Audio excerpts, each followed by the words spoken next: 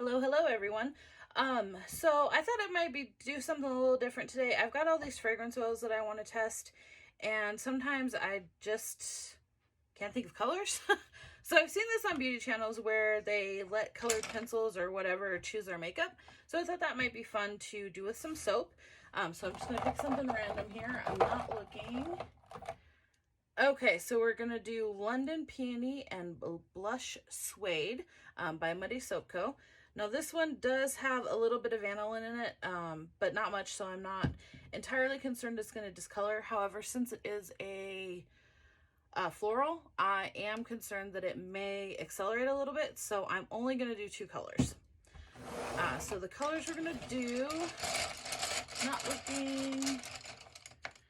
We're going to do a pinky color and purple.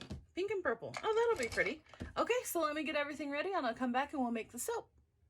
Hi guys, so here we're going to go ahead and make the soap here.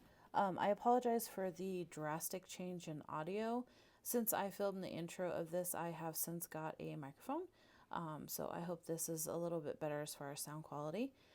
But here I am just mixing the fragrance oil in with the mica powder. I do this because it's easier to mix through the soap, just so you don't have chunks of color and everything. Now, by this point, I had already made 16 pounds of soap with the same batch, so this is a little thick, but that's normally what I do. I just make a big old batch and spread it up in between 3 molds. So you'll just see me mixing up everything there, and then we'll go ahead and put it in the mold here. Now this color that I decided to use for the purple is a mix of Orchid Purple from Nurture Soap, and then the dark purple from Brambleberry.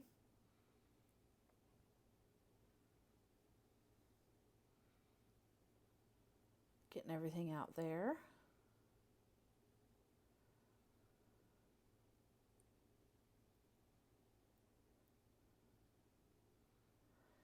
And then I'm tapping it down here. Now I don't usually, or I don't think, I shouldn't say don't usually, I don't think I'm going to speak while I'm making the soap, just because things do kind of get a little chaotic for me.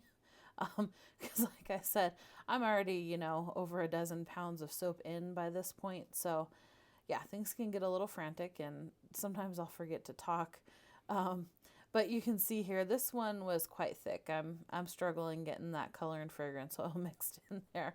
But we eventually got it. So just making sure everything's colored here.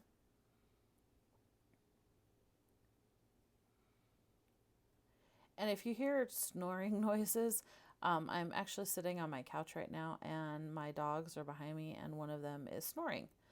So yeah, if you hear that, that's what's going on. But here I'm just texturizing the layer a little bit. I don't fuss too much with having straight lines in my layers. That's just not me. I'm not a straight line type of person, I guess.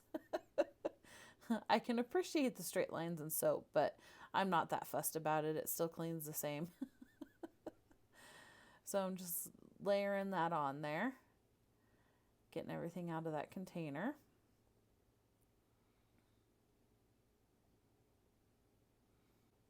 Tapping it down again. And then here I'm just going to texturize the top a little bit just to make it interesting. Now what I'm using there is actually just a metal barbecue skewer. I used the wood ones for a long time but got sick of replacing them, so I just bought a pack of the metal ones and that's what I use. So at the end there I just sprayed the top of that with some 91% rubbing alcohol. That can help with soda ash. But again, that's not something that I'm really worried about. Soda ash is just a byproduct of the saponification process, and it's just cosmetic. It doesn't really hurt the soaps at all. So we're getting everything cut. You can see that there's a couple white stripes through the purple. That's uncolored soap. I guess I didn't get the purple mixed in well enough there.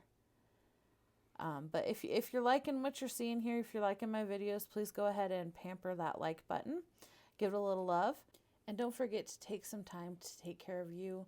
Self-care is very important for every her, him, and they. Take care, y'all, and I will see you in the next one. Bye.